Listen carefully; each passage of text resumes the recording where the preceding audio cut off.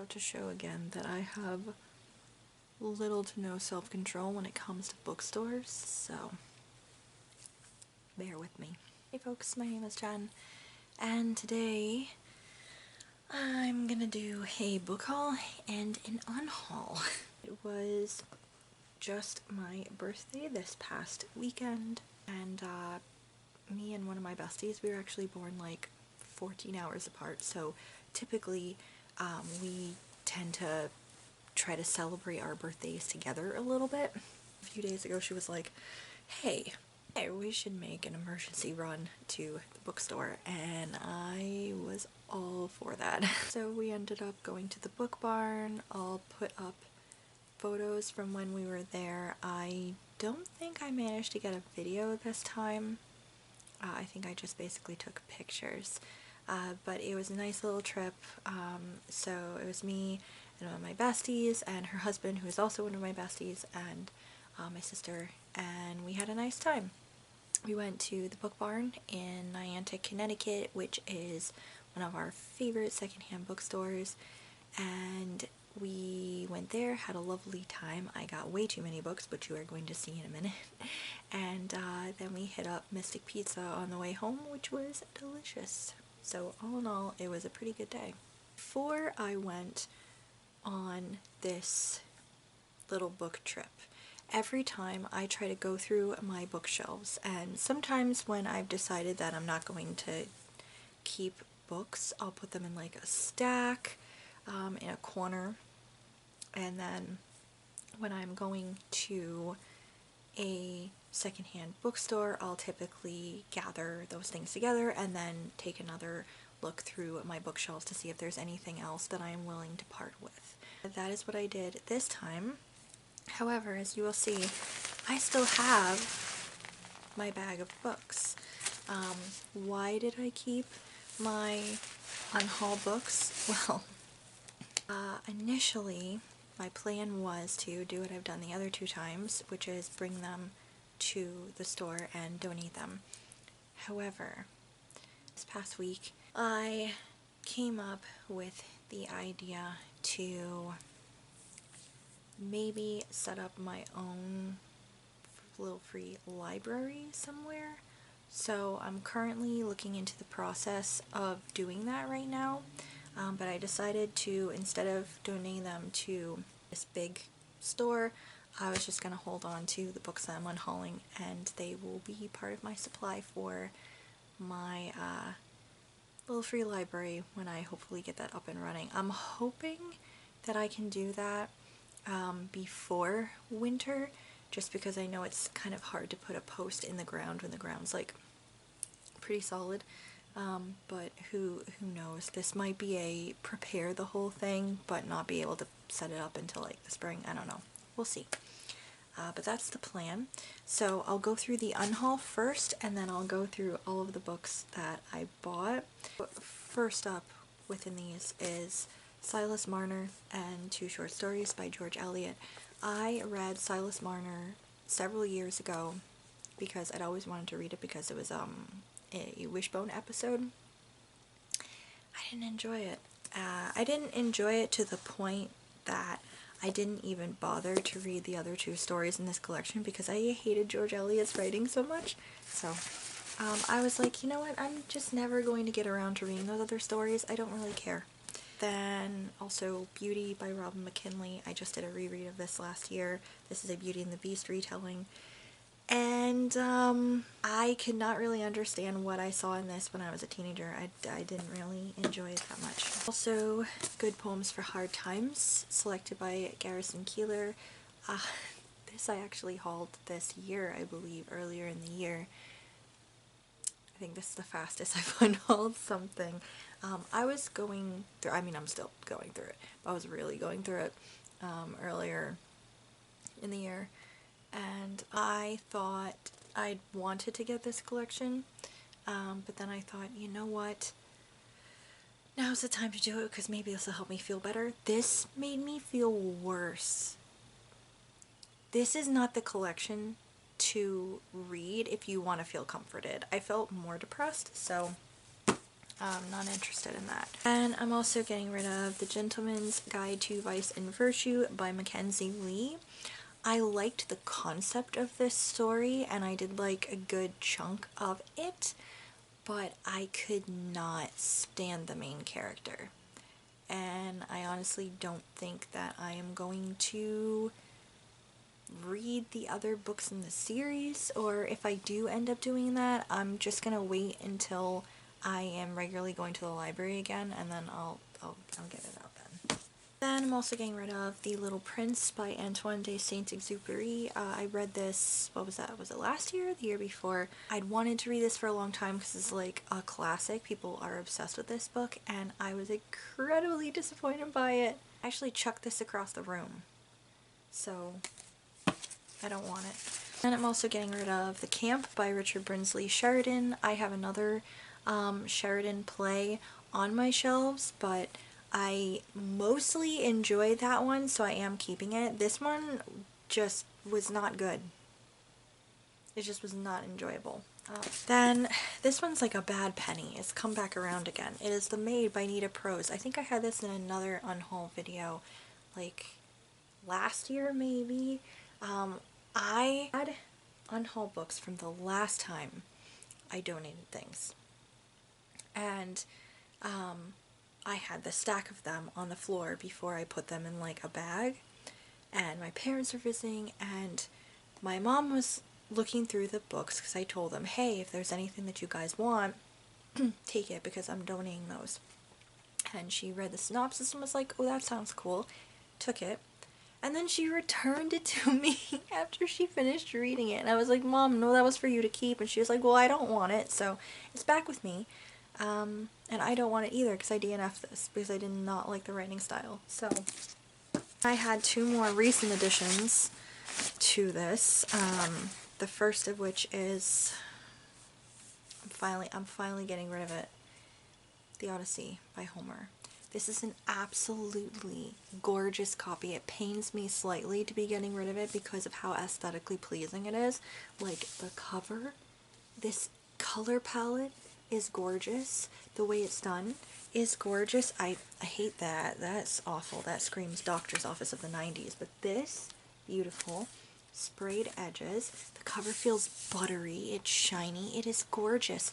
But this version sucks. It is prose, not epic poem form. It is completely told in prose, and what's more, this translation is from 1900 and it's incredibly misogynistic and fucking boring. To be completely honest, I 100% already have a copy of the Odyssey, like my copy from college days, floating around my parents' house somewhere. And it is also possible that the original copy that I read it out of in high school that was at my grandparents' house might also be floating around my parents' house. So there's potentially two actual better translations floating around my parents' house right now. I don't need this. I can just wait until I go to my parents and help them clean their basement and then find my college textbooks and I'll be on easy street. I don't need this copy. So it's beautiful. This version sucks, so I'm letting it go. Then I've also decided to get rid of Evercursed by Corianne Haydu. This was a good story.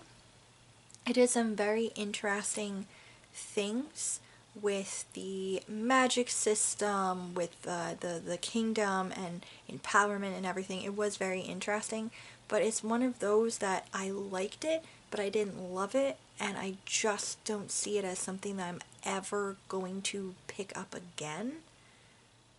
So I'm gonna let it go. So when I'm able to get it set up, these will all make up the basis of my little free library once that is all set up. And I think a couple of these books will probably be really good for that because I think at least one of them might be on banned book list. Which brings me to the first portion of the books that I got from the book barn.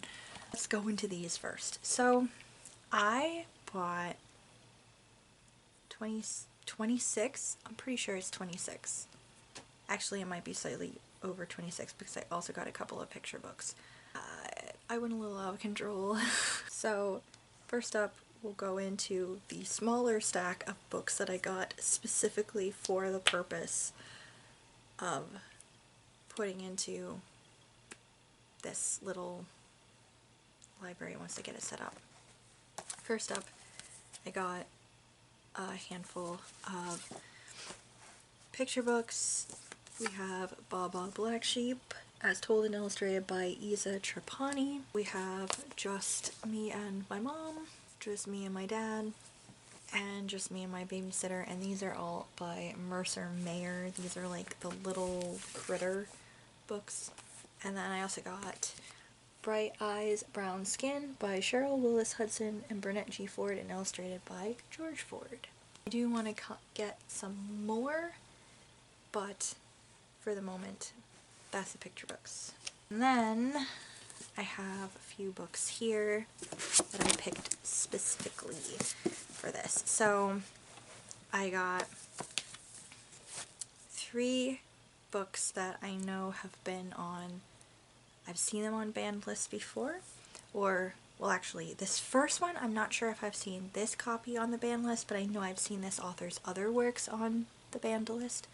So, it is called Sexing the Cherry, and it is by Jeanette Winterson. This is one of these that I'm actually not, the synopsis didn't sound interesting to me, so I don't think I'm going to read it before I put it in the library. But let's see, it is: in the reign of Charles II, Jordan and his mother, the dog woman, live on the banks of the stinking Thames, where they take in sights ranging from the first pineapple in London to royalist heads on pikes. As his mother, the giantess and accomplished dog trainer, has long feared, Jordan at last follows his dreams to the end of the world and falls off, or so it seems from her fixed point of view. In his travels to the floating city of the 12 dancing and murderous princesses, to the new world of botanical wonders, to the polluted waterways and boardrooms of modern-day London, he learns that every journey conceals another within. The pineapple shimmers between fruit and metaphor, the river is at once time and Thames, and the pieces of this narrative fuse into a shining whole like joined beads of mercury, the element admired for mutability and brilliance. I don't know what any of that means. So, yeah. I don't know if this is one that I'm actually interested in reading, like I said before I put in the thing. I do have Oranges Are Not the Only Fruit. I do have that one marked on my, like, big TBR, which is her other work, which is banned. But yeah, I don't know about this one. But yeah, this is going on in there. And then this other one, this is another one that I'm not 100% sure if I'm going to read it, because I honestly don't know if I'm interested or not. But again, it's on the banned list, and I did want to pay special attention to putting banned books into this. So it is The Awakening by Kate Chopin, and it also has other stories in here as well besides The Awakening. The Awakening is, I don't really know how to describe it. It was published in 1899, stunned readers with this frank portrayal of the inner world of Edna Pontellier and its daring criticisms of the limits of marriage and motherhood. So, why it was banned. So, yeah, that is going in there. And this one actually, I have been wanting to read this for a while. And I know this is on some lists as well. It is The Life of Pi by Jan Martel. This is about Pi Patel, a God-loving boy and son of a zookeeper, has a fervent love of stories and practices not only his native Hinduism but also Christianity and Islam. When Pi is 16, his family and their zoo animals emigrate from India to North America aboard a Japanese cargo ship. Alas, the ship sinks, and Pi finds himself in a lifeboat. His only companions, a hyena, orangutan, a wounded zebra, and a 450-pound Bengal tiger. Soon the tiger has dispatched all but Pi. Can Pi and the tiger find their way to land? Can Pi's fear, knowledge, and cunning keep him alive until they do? So, I don't know I know there was a movie made of this a while ago, right? Have wanted to read it for a long time because it sounded really interesting. So yeah, I probably will read this one before it goes into the little library. And then these other two, I actually own copies of these books, but they are two of some of my like favorite books, and I think that more people should read them. So also, this one is honestly a really gorgeous copy of In the Time of the Butterflies by Julia Alvarez, and I know I've talked about this I think fairly recently, and this is following 4 sisters in the Dominican Republic throughout the, I think it's throughout the 50s and into 1960, I believe. And it is following the 4 Mirabelle sisters and their dealings with the dictator of their country, El Trujillo. Three of the sisters, let's see, is Minerva, Patria, and Maria Teresa, unfortunately are eventually killed. I'm not giving a spoiler. It is on the back of the book. And their story is also told by their surviving sister, Dede. And sounds like this would be a fictional thing. This is real life. I mean, this is Julia Alvarez telling like a more fictionalized-ish version of what happened, but I do know for a fact that she spoke with Dede at length. She was in the Dominican Republic. She, I believe, interviewed a lot of the surviving family members, so she got all of her information to write this book from them and from their like writings and of the sisters and everything. So really heartbreaking story, but extremely powerful, beautifully told. So yeah, I wanted to make that available for more people to read. I'm not sure if this is on the banned list or not. Honestly, some things that are on it are like, why the fuck would anyone not want to read that? But so, don't know. And then this one is A Stranger in the Kingdom, and this looks like this is the original cover. It is gorgeous. I love it. This is like quintessential driving through small town Vermont, but I love this cover. But yeah, this is another one of my favorite books, and you guys have also heard me talk about this a lot. This is following Jim Kinnison. Is the summer he turned 13? Yeah, summer he turned 13, when a murder takes place and most people in town are blaming the newly arrived black preacher. So it's like a look at the seedy underbelly of scenic Vermont. Now we can get into everything, oh, that I bought for me. It's a fucking tower. Alright, I did have an order originally, but we're just going by size of the book now because this stack is gonna fall over. Okay, so the first book here is, you can see it was only $1. It was The Great Houdini, and this is by Beryl Williams and Samuel Epstein. It says The Life and Secrets of the Master Magician. As you can see, this is from 1951.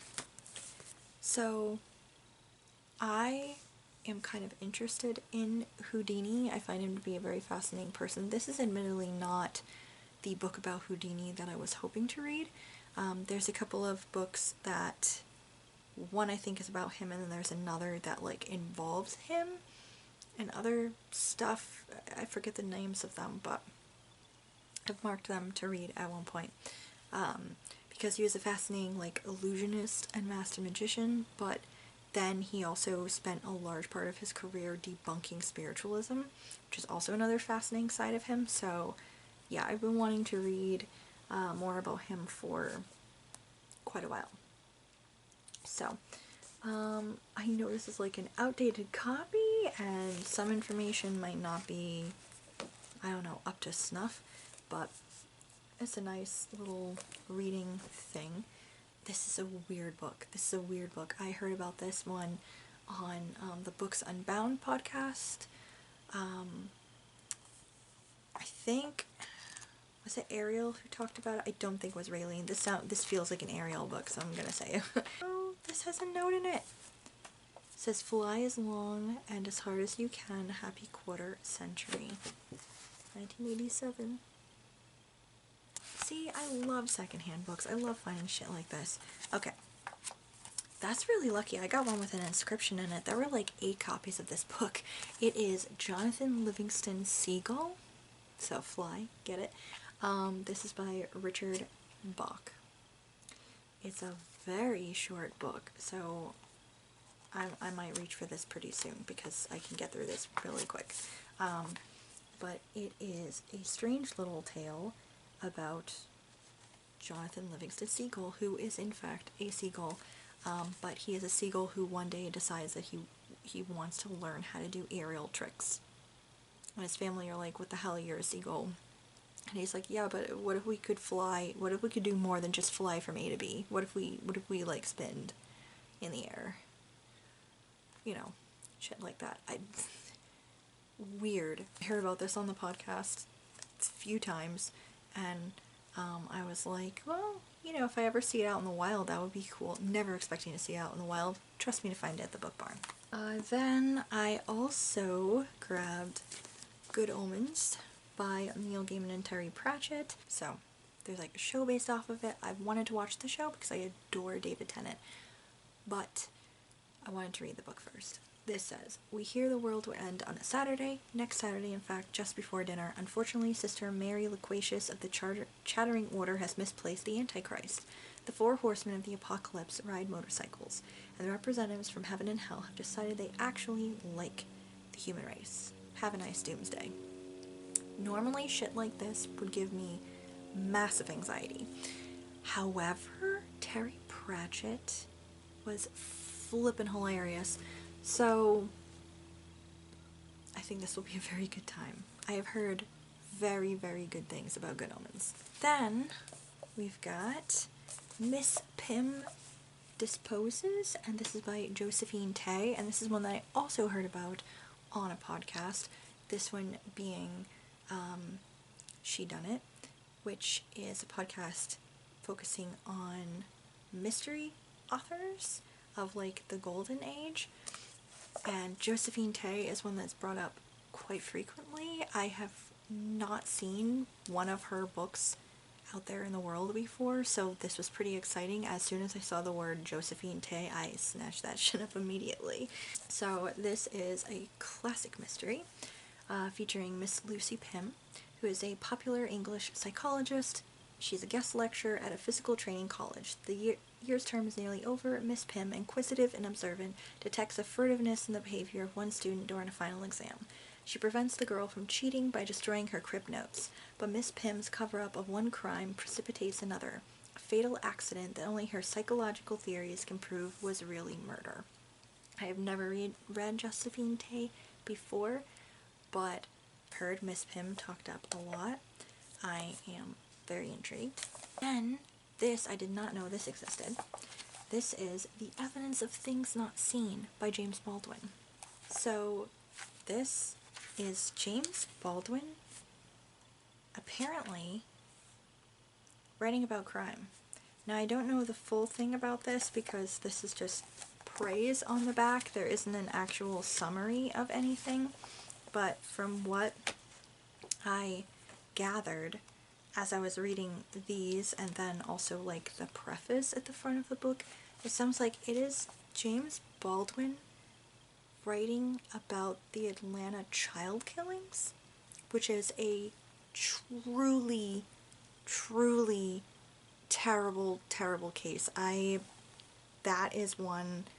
There are some cases that are terrible, like the resolution, so I don't mind listening to multiple different episodes of them. The Atlanta child killings is a case that I have only listened to one full episode of it, and I've not been able to do it again. It is so fucking upsetting.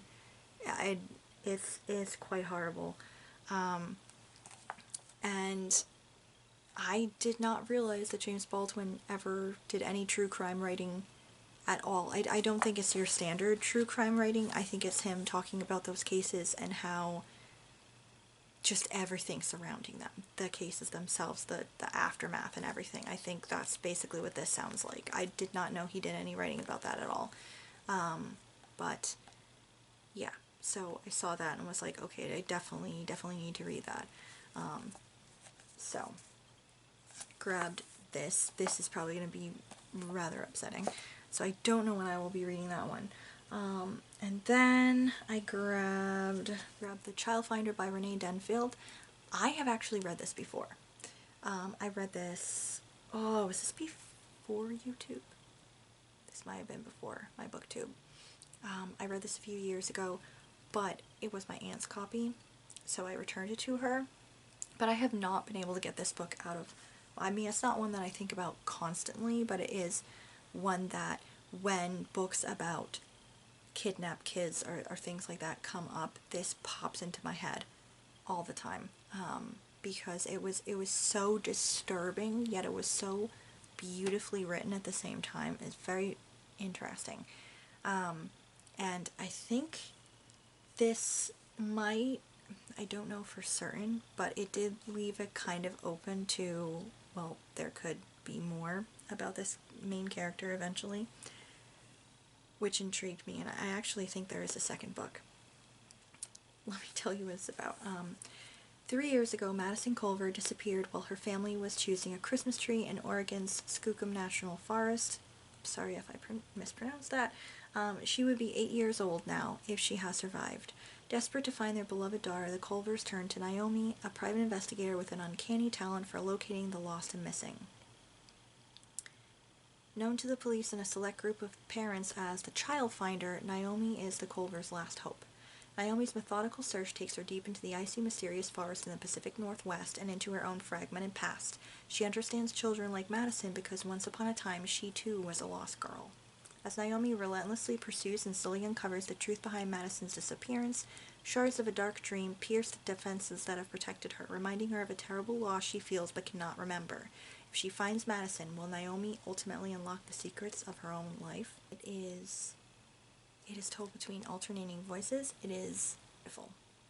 Disturbing. There are a couple of very disturbing elements in here, because there's some Stockholm Syndrome and stuff that happens, but it's also just beautifully told and will leave you on the edge of your seat. Like I said, this pops up into my mind a lot, so I was glad to find a copy. And I also got, this is another one that I've heard about a lot, not from a podcast. I've actually heard about this over on Emmy's channel. She does like she's doing like the Reading Around the World challenge, and I know she also really is obsessed with like books about like winter and the snow and stuff, and so I've heard her talk about this book several times, and I was intrigued. So when I saw it randomly, right when I got into the book barn, actually, they have this little shack called Ellis Island, and it's where they kind of stuff books nonsensically once they've taken them in, and then they've looked through them and then marked the price or whatever. They stuff them in this shed, and then they also have another kind of area behind them, which is also like, also technically Ellis Island, and it's lost books. They haven't been sorted to the different organized buildings by genre. These are all just kind of initial arrivals, new arrivals. That's why it's Ellis Island, get it? Haha. This I found immediately in that shed, and I was like, oh shit, and I grabbed it. It is called Snow, and it is by Orhan Pamuk. Sorry, I'm pretty sure that's how it's pronounced. I could be wrong. I apologize. Exiled poet named Ka returns to Turkey and travels to the forlorn city of Kars. His ostensible purpose is to report on a wave of suicides among religious girls forbidden to wear their headscarves, but Ka is also drawn to his memories of the radiant Ipek, now recently divorced. Oh my god, I'm struggling. Amid blanketing snowfall and universal suspicion, Ka finds himself pursued by figures ranging from Epec's ex-husband to charismatic terrorist. A lost girl gift returns with ecstatic suddenness, a theatrical evening climaxes in a massacre, and finding God may be the prelude to losing everything else. Touching, slightly comic, and humming with cerebral suspense, Snow is of immense relevance to our present moment. I don't know, but I've heard that this is intense.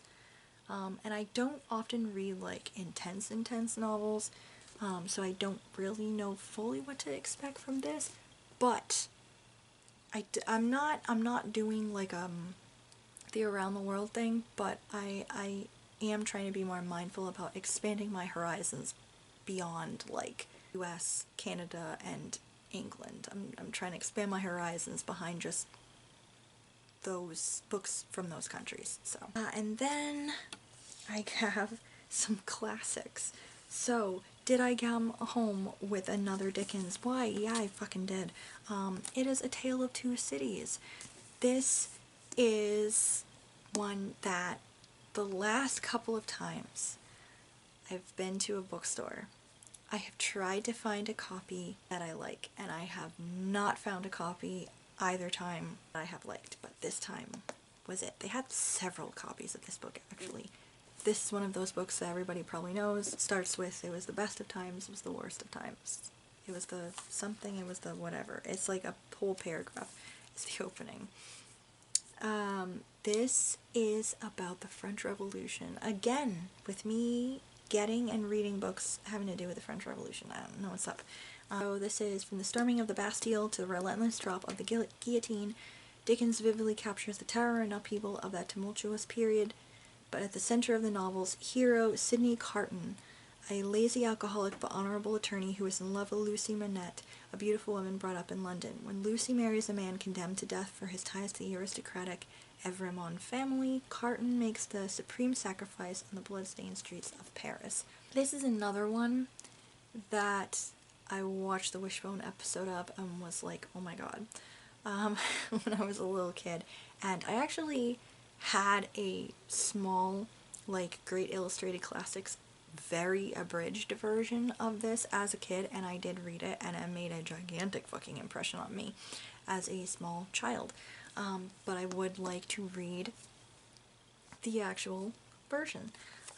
So, yeah, and like I said, I've been wanting to read more and more Dickens, and this is, would you even say what is his most famous work? Because, like, Christmas Carol, obviously, Oliver Twist, of course. I guess Tale of Two Cities is up there too. This one, probably one of his more depressing ones, I'm sure. So this might be a later Dickens read, because I do have, I am still reading Nicholas Nickleby, and I do have Great Expectations and Our Mutual Friend also unread on my shelves, so I don't know. This might be what I'm in the mood for, something more depressing. Then I also grabbed Pride and Prejudice by Jane Austen. I had a copy in high school, and it is now gone. I cannot find it anywhere. I have no idea what happened to it. But I've been kind of holding off on getting another copy, just in case it shows up again. It has not shown up again. So, I saw this at the book barn and was like, well, this is a time when I don't mind the movie tie-in cover, because it has two freaking gorgeous people on it, so why not? This is also my favorite adaptation of the movie, of the book, so I don't care. Pride and Prejudice, you know, it's Elizabeth Bennet, Mr. Darcy, everybody knows what it's about, it's everywhere, it's had so many fucking adaptations.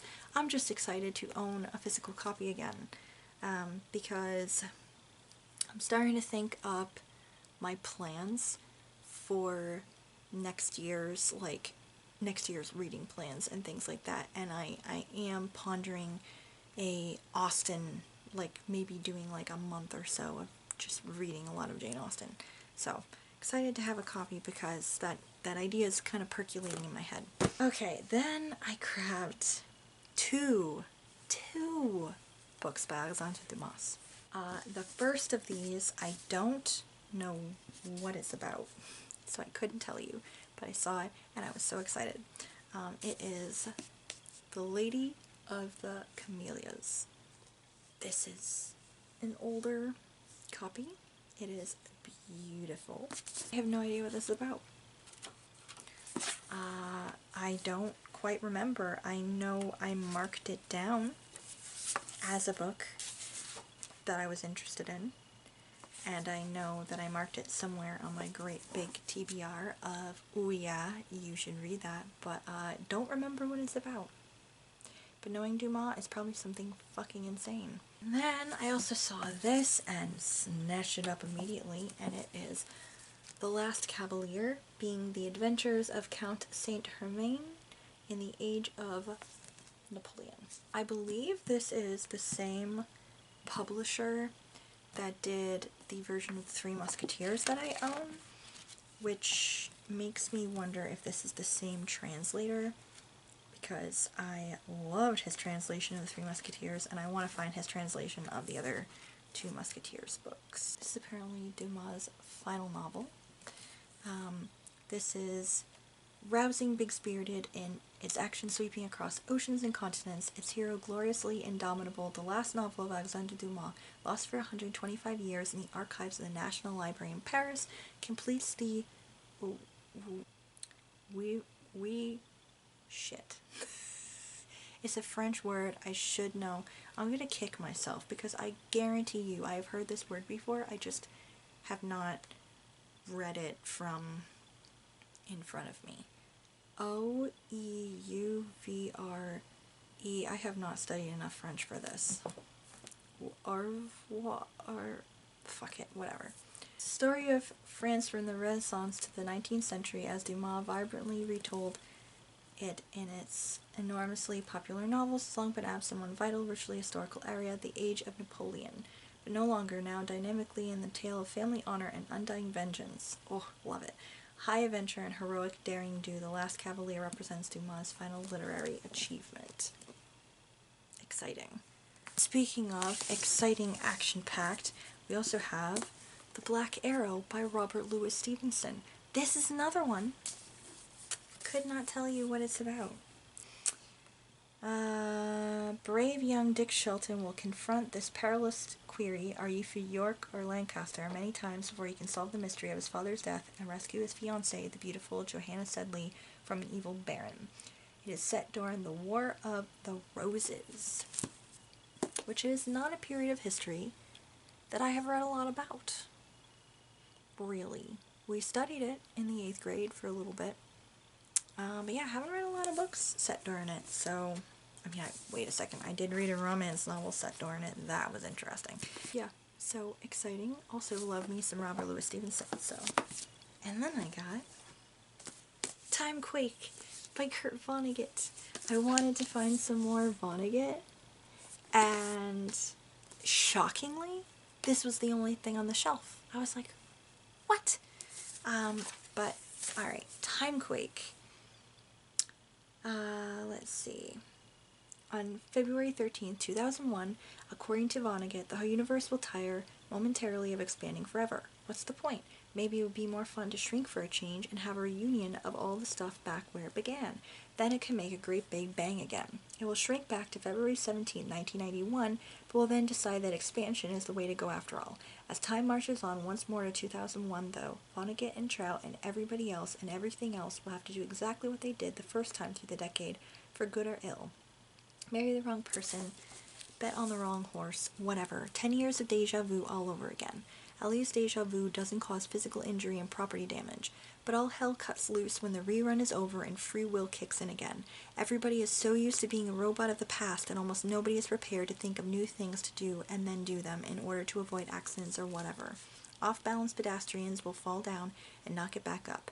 Unsteered motor vehicles will slay them by the millions. Factory workers will allow themselves to be gobbled up by their own machinery. Hero of the moment?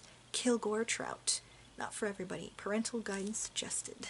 I mean, with a synopsis like that, pretty great. Though this one sounds like it's gonna be kind of bad shit. And time travel, which I always like. Wibbly wobbly, timey wimey. And then I grabbed Lake Woebegone Days by Garrison Keillor. I really enjoy Garrison Keillor's works. I have read 2 of his books before.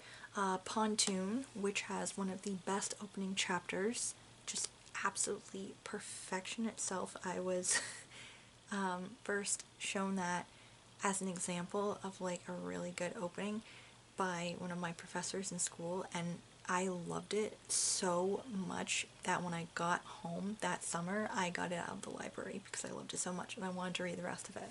The Pontoon's really good. Lake Woebegone, not Lake Woebegone Days, it's like Lake Woebegone 1952 or 3, something like that. I can't quite remember. I read that, but excited to read more about Lake Woebegone and all its shenanigans. This is the town's early history from the days of the Unitarian missionaries to New Albion College and its crazed founder, Dr. Watt.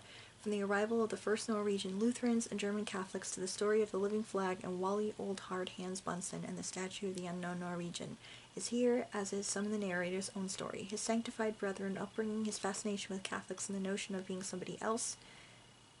We see his future failure as a scout, his embarrassment at wearing black keds and being picked last for baseball teams, and his shaky romances with Donna and Doreen. Surrounding him are Lake Woebegone's memorable characters and places: Dorothy of the Chatterbox Cafe, Ralph of Ralph's Pretty Good Grocery, Sister Arvon and Elizabeth, the switchboard operator turned confessor, Miss Falconer, the choir director, the sleepwalking Lundbergs, Irene Benson, and What Really Happened to Her Championship Tomato, and many more. Forgettable portrait of small town American life. I feel like I've talked about Garrison Keillor and Lake Woebegone before. It's like, it's a different, it's funny because there are some elements of Lake Woebegone that are like small town stuff that is so similar to, say, Howard Frank Mosher's works that are about small town, like rural Vermont in the past, which are similar, even though it's in the past, to what I remember from growing up in rural Vermont. But then things are also very different because this is in a different part of the country than where I live. Where is Lake Woebegone supposed to be? It's in the Midwest, isn't it? I'm pretty sure it's in the Midwest. I'm so bad with geography, guys. Minnesota, which Minnesota and Vermont are very different, but some elements of the small townness are similar in a sense. Anyway, happy to jump back into this world again, and then I grabbed Family Lore by Elizabeth Acevedo. I love her writing. I really love her books in verse. They are so beautiful, and she is one of those authors that every time a new thing of hers comes out, I desperately want to read it.